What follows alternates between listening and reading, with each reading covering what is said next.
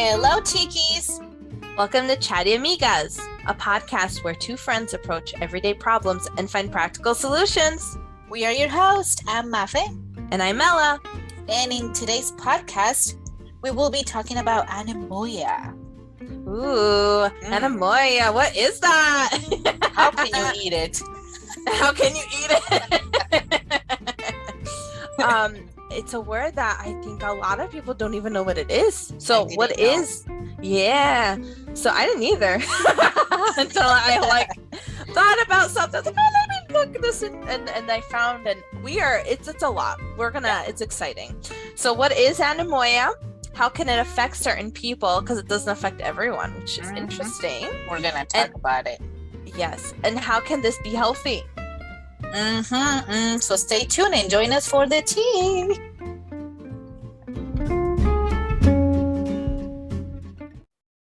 So it's interesting because, how can this be healthy? How can something you don't even know can exist be healthy for you? Exactly. So tell us, what is Anemoia, first of all? Me? You want me to say? Yeah. I defined the definition. 1 second. Okay. So Anemoia is technically not even a real word. Ta-da! You're welcome, world. It's not in a lot of dictionaries, but I did find it in some places. But essentially it was invented by a writer named John Koenig. I think that's how you say his name. Sorry if I killed it. Sorry, John. Yeah, sorry, John. So it's a word that it's defined as nostalgia for a time you've never known.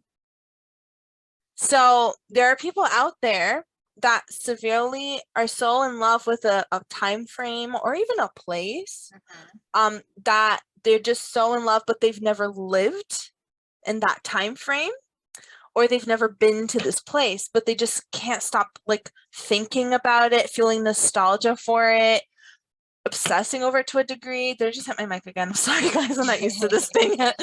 So it's very interesting.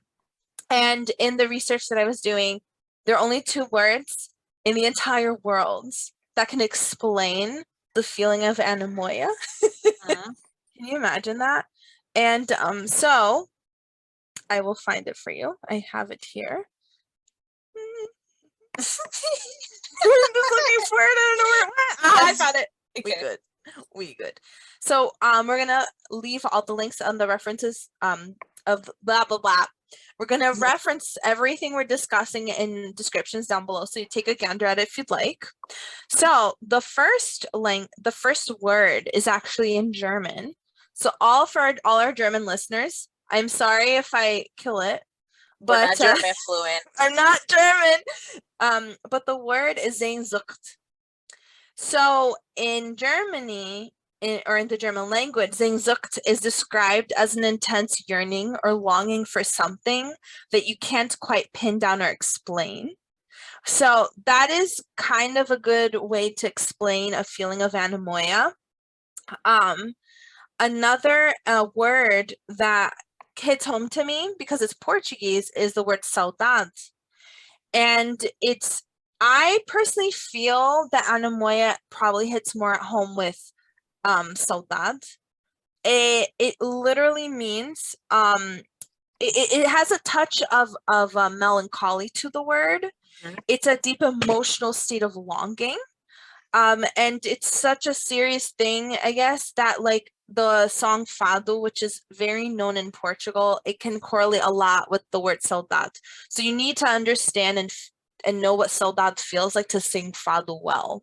That's how intense this is. And it's a yearning, and it means a yearning for a happiness that has passed or perhaps never even existed. So for me, I thought that hit Anemoia pretty spot on.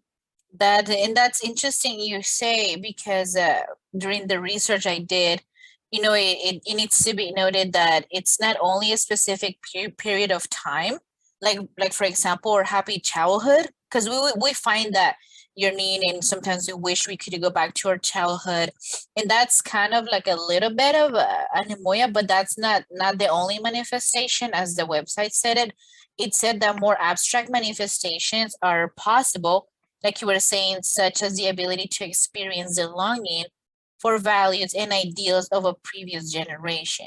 You can actually feel the need for that generation, for that time, for that era, even though you never lived in it. Mhm, mhm. And it's just interesting because the nostalgic that triggers that you feel can actually help you if you're having a bad day, if you're feeling down, it could uplift one's mood in, or if is even if you're in a state of depression. So there was this one doctor, Dr. Tim Welschucht. I'm sorry if I'm saying it wrong. I'm not German. Sorry, Tim. Sorry, Dr. Tim. Dr. Tim. Sorry, Dr. Tim. He worked for that. My bad, doctor. No, it's fine. Like I'm Dr. Tim. It's fine, Buffy. Don't worry about it. Dr. Tim is like, girl, you better say my signals right after my last name. My MD. So what he did was he actually did an experiment where he found that women who survived the Holocaust experienced a scenario when they were imprisoned. And the example they give here is, and this article, I can't even pronounce. It's just a bunch of words put together. Not words, letters. So I don't even know. So we'll reference it down below. Feel free to take a gander at it. But it says that, let's say, for instance, you were held prisoner in a cold environment for months. If you used to be in a warmer environment before being placed there, you'll most likely think back about those days where you felt that warmth, and it'll uplift your mood even just a tiny bit. So when Dr. Tim did his research towards women that survived the Holocaust experience, he noticed that they did that as well. And with that, they also did research in China, where they had a bunch of some students where they took that. They realized that if they were in a colder classroom versus a warmer classroom, they went back to Anemoia. They would think about good memories, nostalgia, because apparently when you're in a colder environment, it brings back nostalgicness. I don't know why nostalgicness, because that's a real word. It brings back nostalgia to people. And they noticed that those people that went back, they felt warmer. So it's actually, in a sense, a way to survive. So just like certain people can look up for food or do certain things to survive, this is a survival method to help people when they're going through something difficult. And I found that to be quite fascinating, and how Anemoia is directly connected with it. Go ahead. That's right.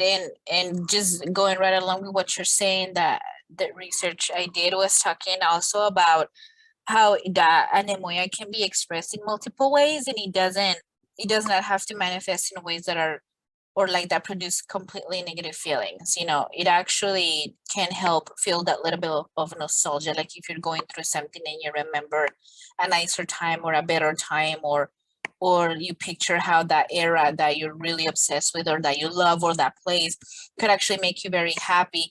And it said that it was very much like a manifestation of quote unquote the good old days mentality, because it develops into thinking that everything was better in the past and that our present and future are destined for inferiority. But it could just help out. I mean, if we're going through a rough time and we're kind of nostalgic and feeling a little bit in that sense, it could actually, like you said, help us boost our mood. And I did some reading, which I don't know what I did with it for the life of me, but it said that sometimes you gravitate more towards a time frame where you had a lot of influence, or there's like you had so much of it visually there. Mafia is going to touch base on that, why a lot of the newer and younger generation love the 90s so much. So I'm not going to talk about that. But like when you're constantly bombarded, it helps with a certain time frame. And a lot of people tend to escape to Anemoia or have that happening because they're looking, and this is where I can't find the article. I know I read it real quick. I was like, that makes sense. And then it poof, gone. Sorry. But it's a way to fill up when there's like a need, when there's like something that you need to connect with, or you went through a situation where it was traumatic and like you're missing, it fills that void in. Anemoia, and people tend to gravitate towards it. It's like a fantasy in a way, which is why we saw so much of it happening during pandemic. I don't know if people are aware, but there is and there was in the past. I feel like there was a big explosion, especially in the beginning of pandemic, with cottagecore. So everything looked With like what? cottagecore. Oh, Oh, it's a thing, girl. Girl, I it's have a no thing. idea what that is. Go ahead. Google it. Google it. It's pretty. That's the thing. It's pretty. It brings you back to the times where things were simple, supposedly, because honestly, that really never existed. So it's kind of like 1800s vibes in English countryside of England with flowers blooming everywhere, and everyone's having picnics with bunnies and kittens around them, and amazing, gorgeous looking pastries that you get to eat. And we're all wearing puffy sleeves and these beautiful poofy dresses that are whimsical. That's why the strawberry dress was such a big deal at one point, because people were going through such a difficult time that these fantasy like things helped calm people down. So like a lot of Instagram or Pinterest was just cottagecore all over the place. Or Sorry. they had what? I hit my mic. Oh girl, same. We just hitting it left and right. So that was like a really big thing. Since then I think we've branched out to like academia, like dark academia, like academia, et cetera, et cetera, et cetera. And it's pretty. But like I remember cottagecore, like there was like big explosion of it at one point. And that's right along with what you're saying. The website was also mentioning that, Anemoia can elicit strong and meaningful bonds between ourselves and another time. In other words, it can be said to be an effective method of like mental time travel because it allows us to experience profound emotional connection with imagery, sounds, and people that we would never otherwise experience or we would never otherwise have met. And these are people that we not only have never met or places we've never been to, they could actually not even exist in the real world, right? It's just stuff that we imagine and it just makes us feel better. But yet somehow you feel like you know them, you miss them and you need them, but there are no explanations for this, beyond the fact that our minds are seated with powerful emotional cues that are triggered by an instinctive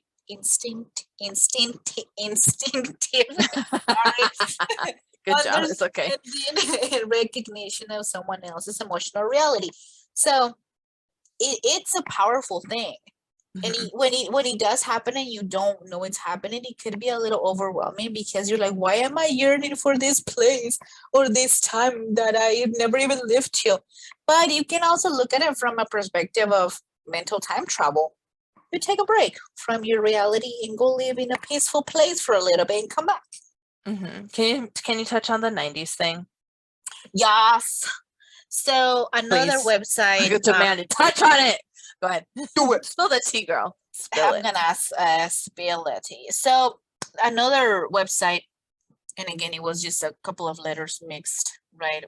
I wouldn't even know how to say it, and I couldn't find his name to give him some credit, but we're gonna link that website below so you guys can read it. It was mentioning in his blog about why are we experiencing anemoia? Why the are younger generation? The I don't know. Go ahead. Sorry. Girl. Yes. I just wanted to throw something, but I was Go ahead. Just do it. Thinks too fast. I'm sorry. Sorry, not sorry, but I love you. Thank you. So I don't know if a lot of people picked up on it because I feel like a lot of people my age haven't noticed, which is weird to me. I'm gonna be honest with you. A lot, not everyone, but a lot. They don't notice that the 90s, late 90s, early 2000s are like alive and kicking right now. It's such a thing. Oh yeah. The fashion. Oh, you know that, but like a lot of people don't. I'm like, you can't tell. Like, you don't remember? Yeah, it's like we wore, and that's the thing. It's funny because they're picking up on a lot of stuff from the 90s. And this younger generation is so obsessed with the 90s, and Friends was like a huge thing, still is, like things that happened from the 90s, shows, music, couples that were like big in the 90s, Lizzie McGuire stuff, the way they dress, the chokers, the coat thingies, a bomber jacket. I just feel bad because I feel like a lot of the stuff I genuinely didn't like are so big right now. And I've had conversations with a lot of people that grew up in the late 90s, early 2000s like me. And they all say, yeah, it kind of sucks because everything I didn't like is in right now, and all the stuff I liked never came back. Right, right. I remember, you know what was really big? I'm gonna tell you. You know what was really big in that time? Stuff from the 70s. That was what was really big in the 90s, early 2000s, late 90s, because we had bell bottoms. Everyone had bell bottoms. Yep. Everyone had their hair loosey goosey. Guys were getting froze with the skateboarding and whatnot sometimes. Um, the 70s show was really big. 70s, the music had a 70s vibe to it. Wording to promote things that were those 70s style groovy bubbles, like these were really big things in that time frame, and it doesn't pop up now, which I think is interesting. But Yeah. yeah, but a lot of stuff like the butterflies, I've seen the butterfly clips come back, which I like.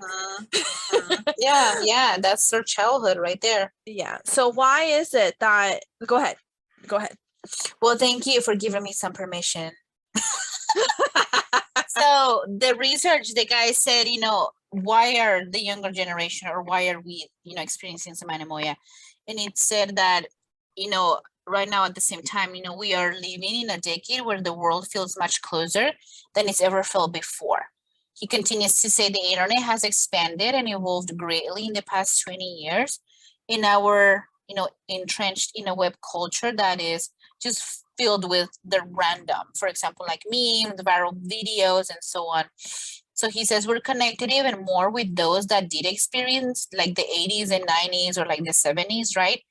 As they were occurring. So in a sense, those individuals can share that nostalgia because of the World Wide Web. And, it also means that we're going to be marketed as advertised nostalgia, as we are grouped into that same broad age range of millennials, even if we don't necessarily hold the same experiences and memories as older people in our group. And that is absolutely true, because even some younger people that have never lived in the 90s, they were barely born like 10 years ago. They love the 90s. Like, No, again, they feel, people that are 22 were born in 2000. yeah, that's fine. I'm just saying. Yeah, Like, even go the ahead. ones that are like even younger than that. Oh They yeah. they feel connected. They want to use it or be like trendy in the clothing and the music and the stuff like that, right? Because a lot of us that are older were basically the ones that invented the internet, right? And we're the ones that I don't know about that. That's like, if we want to have a whole conversation about that, like no. Hattie Lamar helped invent Wi-Fi in the 40s. So that's how old Wi-Fi is. But like the internet Idea as of we it. know it, that's what I mean. They had it for a while in the military, Yeah, before but it became a like, thing. well, you're going too deep. I mean, I like, know, that's just my brain. I'm I sorry. I mean, like We use it the the most. like the internet, like Messenger, like Microsoft Yeah, AOL. Messenger, Remember that? AOL, Got MySpace. mail. That's Mel. That's what I mean. The internet Yes, as we yes. know it now. This is our generation, right? And we're sharing our stuff with the younger culture, the younger generations, and now they yearn for that time. And that's is just part of the internet, that we get to share these things and they get to love it, and they get to time travel. Yeah. Yeah. So speaking of time travel, do you just want to do tea time real quick? Yes, I do. I think that's a great transition. Okay. So guess what? It's tea time. Tea time. Tea time. So tea time is when we answer one question that has been submitted to us by one of our listeners. And today's question, golly, was sent to us by Time Traveler. Thank you, Time Traveler. This person, this person said, if you can pick any decade to live in for a month, which would it be?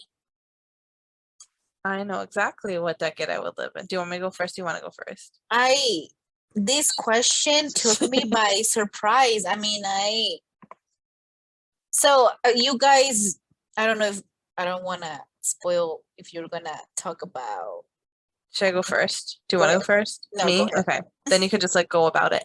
So I would absolutely hands down live in the mid to late 70s for a month in Portugal specifically. And it's something I'm really passionate about. Why? Why would I want to do that? Because that's when my family was, they were in their 20s, their 30s, they were living together, they were having a grand old time. I've been told many stories from that time frame. I was shared many experiences. And I think that it would be really nice to live that in real life. So that's why I would pick that. And that's a little sense of anemoia, right? Oh yeah. Wanting to be there, experience what they experience, With my mom and my dad and like my aunt's experience and my cousins. Yeah. I would Yeah. love that. Experience that togetherness. Yeah. And so see, for me, because Mela understands a whole lot more about anemoia because she yearns a little bit for that time frame, for that era, right? Mhm. And I just don't. So that's why at the beginning of the podcast, we said how Mela asked, she said, how can it affect certain people? Because it doesn't affect everybody. Like not all of us feel the same. And when we were talking about this podcast, she specifically asked me, is there an era, like a time frame that you want to live in, that you yearn for? And I'm like, no. But like if you had to pick, let's like no, I know, but that's what I was just wanting to touch on, that because we said how it could affect certain people and not everybody, right?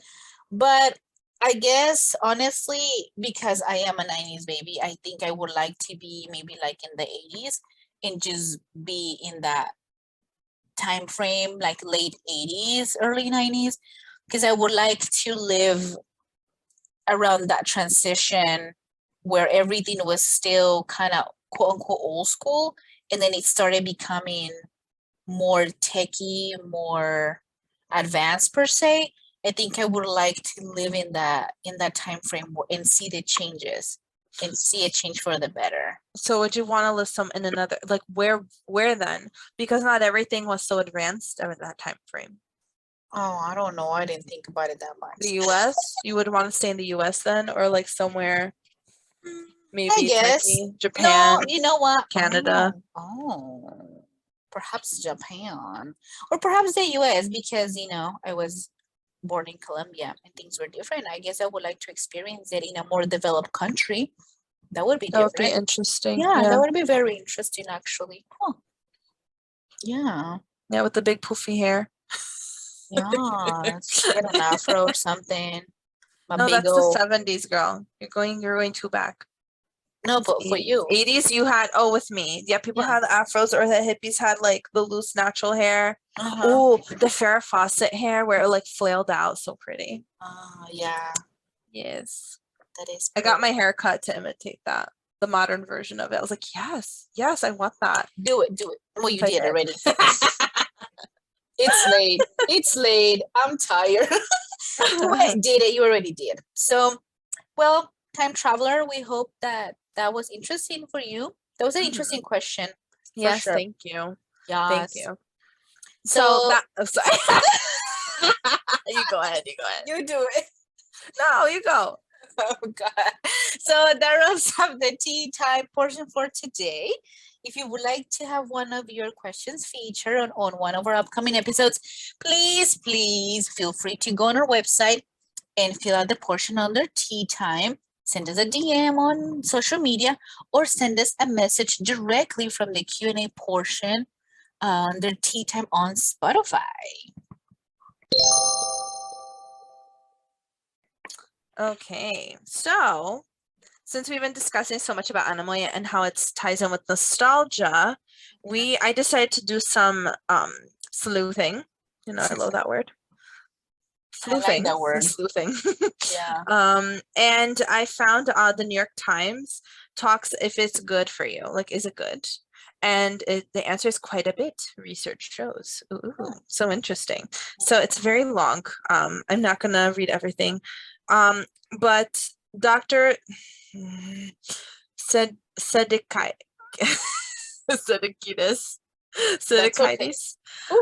Constantine. There you go. Dr. Constantine, he said that he likes thinking about the nostalgia sometimes, because it made him feel good about himself and his relationships and provided a texture to his life and gave him strength to move forward when things were tough. So this is when nostalgia is healthy for us. because it can counteract loneliness, boredom, and anxiety. We've already touched on it with why Anemoia is such a big thing nowadays with everything going on outside. It makes sense. It also helps make people more generous to strangers and more tolerant of outsiders, which I thought was very interesting, because what happens is they start relating, if they start going back to nostalgia or Anemoia, they start thinking how people were. Because that's the thing about nostalgia. You don't remember necessarily the bad stuff. In a way, it's not really Right. consistent because you think of just the good things, like the good old times. So people don't really think about the negative. So when you think of the good, then you start remembering, oh, these people were like this. They used to say hi on the streets. They used to ba ba ba ba ba. Well, you know what? People still say hi on the streets where I live. You know, not Right. everywhere. But you start people, because it's not so common, they start thinking, oh, at that time. And depending on where you live, not everyone said hi all the time, but you know, cities, they're usually not hi bye people. But people don't remember that. They think, oh, back in the day, they say hi and bye. So it lets you become more tolerant of everyday people, of the strangers, of outsiders, because you start relating a lot with the stuff from the past. It helps also couples feel closer and look happier when they're sharing nostalgic memories. And then it's also good because, like we've mentioned, on cold days or in cold rooms, people use nostalgia to literally feel warmer. You just need to be careful with it because it does have its painful side. It's a bittersweet emotion. So you have to just make sure that when you talk about it, it's not like to the point where you're driving yourself into depression, where you're not looking forward for the future. Like, it's supposed to help us to feel optimistic and inspired about the future, and it's supposed to help us feel a little bit more human. I don't know. Do you have anything you want to throw in there? Yeah, I was just gonna say if I could, because I was just reading this last little paragraph on my research, Mhm. and he mentioned that when we go through those types of things, or when we start experiencing changes that lead us to anemoia, it's, you know, where we are perhaps feeling at one of our lower points in life, or we are transitioning to a new point in our lives where we may be alone. And, you know, because of how inherently connected we are, like due to the internet, however, we're capable of getting to that same nostalgic state that we so desperately enjoy and crave through different experiences that aren't inherently our own. These in turn can help raise our mood and lead to more pro-social behaviors.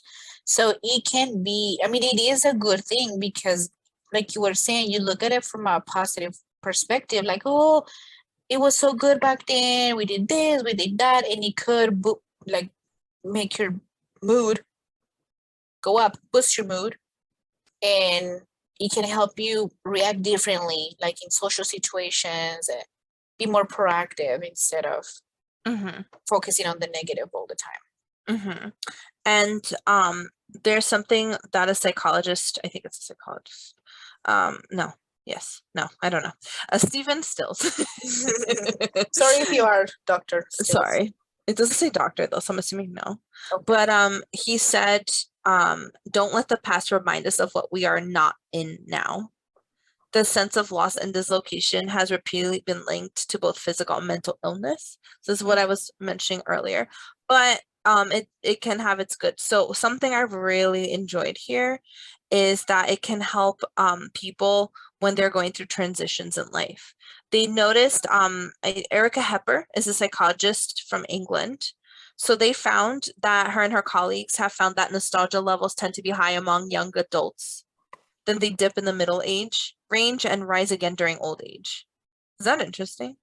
They say, yeah, it's because it helps us deal with transitions. The young adults are just moving away from home and or starting their first jobs. So they fall back on memories of family events, pets, and friends in school. Then when you're in your middle age, you do enjoy nostalgizing. That's the word they use for that. But because you're just like enjoying the now, like things are like nice, and you like focus on that more, I guess, because you're building those nostalgic to be memories. So that's apparently, it's called anticipatory nostalgia. And then after that, when people are, you know, they're older, they just think about their past. So here it says that the older people think of those were the days, but you just had to be careful to like not focus completely on that because it's not healthy for your mental well-being. Right. But they can focus on the past in an existential way. What was my life meant?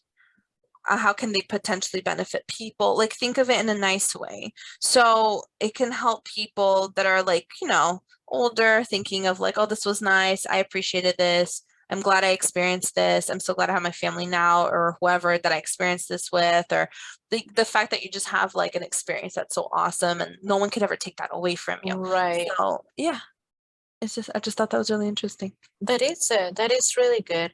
And it's true. I I found that very interesting when he said that too, that it usually happens not all the time, right? But whenever we're having those changes, right? If we're having lows in our life or transitioning to something like unknown, then that is kind of our comfort zone to just go back to those happy times or happy memories. Or like if you're obsessed from a movie from like the 1940s and it was like the perfect movie and it's so fun and you just love that movie and you yearn to be there with those people, and that's kind of like your happy place, right? Mhm. And it's just kind of, it's normal to feel like that if we're going through like any changes or transitioning, because we're trying to find that like that comfort, because we crave and we enjoy like those type of things. Yeah. So to sum everything up, Anemoia and nostalgia, it can be good. It's nice to think about it. Don't forget to live in the now because it's not healthy. But whenever you need a picker-upper and you want to throw yourself in a time that you never actually lived in but makes you happy, or actually remember the times that you lived in, go for it. It can help you feel warmer. It can boost up your mood. Just don't forget to come back because that's important too. Yes, do come back, and just We remember, miss you. Come back. remember to enjoy the now, because the now has lovely memories too. And perhaps 10, 15 years from now, you're going to remember today and have some Anemoia about it. Yes. There's a saying I want to share, but I have to look it up because what is it? Look it up. Look it up. It's okay. We got time. In the meantime, our listeners can also take a little drink of tea, get a sip of water, perhaps answer the one text you got in the middle of our podcast and you have not responded because you've been listening to the podcast. So you can text back so you don't miss the information. They can't. I found it. Okay, now come back. There you go. So a good way I feel to summarize this whole thing before we go. Yesterday is history and tomorrow is a mystery and today is a gift. That's why it's called the present.